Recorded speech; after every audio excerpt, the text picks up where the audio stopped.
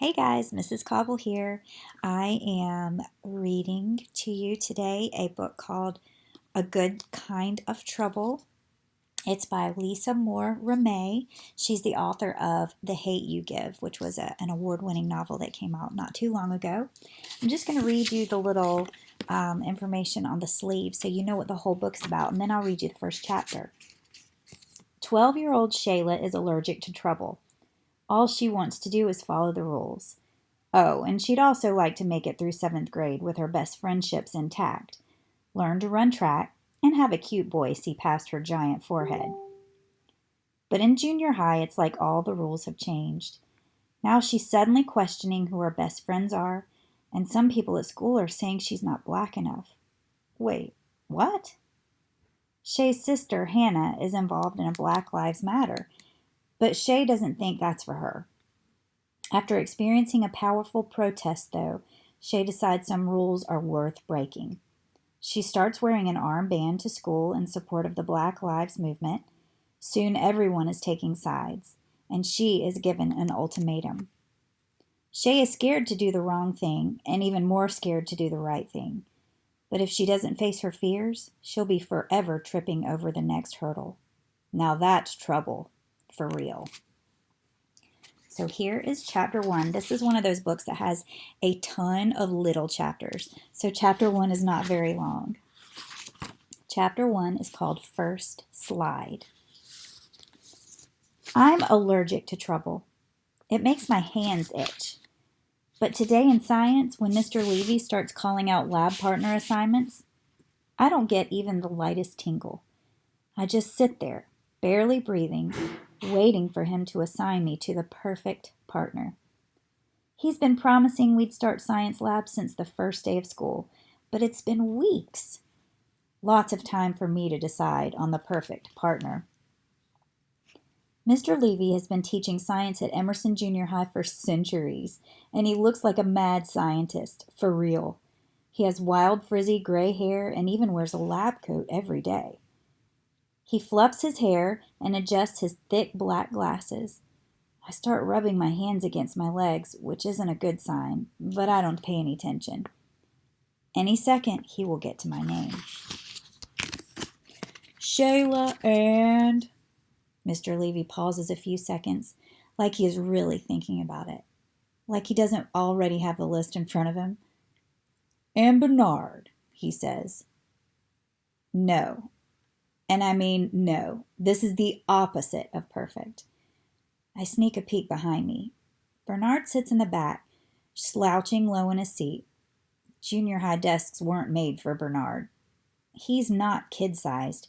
He's grown-up sized. And grown-up big. He catches me looking at him, and his mouth shifts into a mean grimace. I gulp and look away.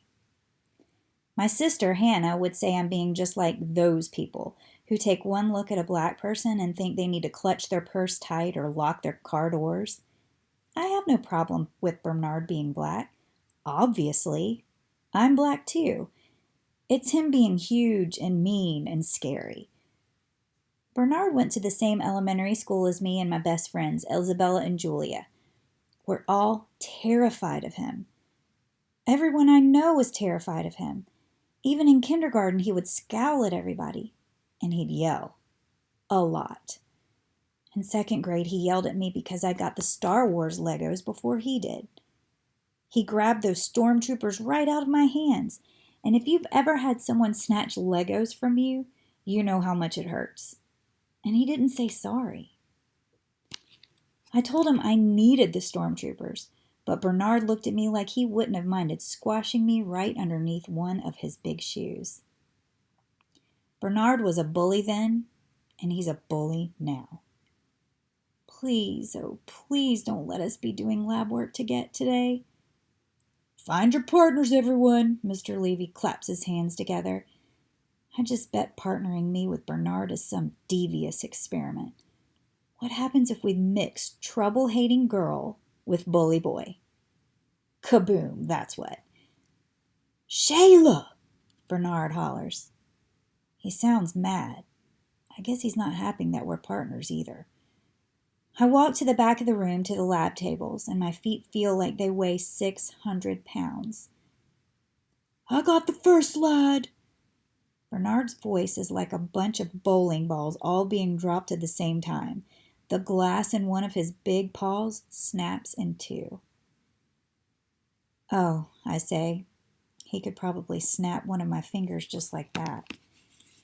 Bernard shakes his hand and starts sucking a finger. I'm sure that is a bad idea. Mr. Levy comes over and sets some new slides next to our microscope. He doesn't even ask Bernard if he's okay. Bernard doesn't look okay. He looks angry, which is basically saying he looks like Bernard. Stop messing around, Mr. Levy tells Bernard. I wasn't, Bernard booms. Mr. Levy shakes his head and walks away. After that, Bernard won't even look in the microscope. He shoves the stack of slides at me like it's my fault he broke the first one. The top slide has a tiny green brown thing on it, and when I peer through the microscope, I can see it's a bug leg. I think it's from a grasshopper and write some notes about it and try not to study Bernard. I don't know if I should say anything to him. I don't want to make him even more mad. When class is over, he gets up so fast, he knocks his desk to its side, and instead of picking it up, he storms out of the room. You bet Mr. Levy frowns real hard at that. I pick up Bernard's desk before leaving class.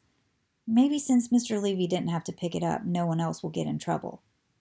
But my hands itch anyway. And that is chapter 1. Enjoy!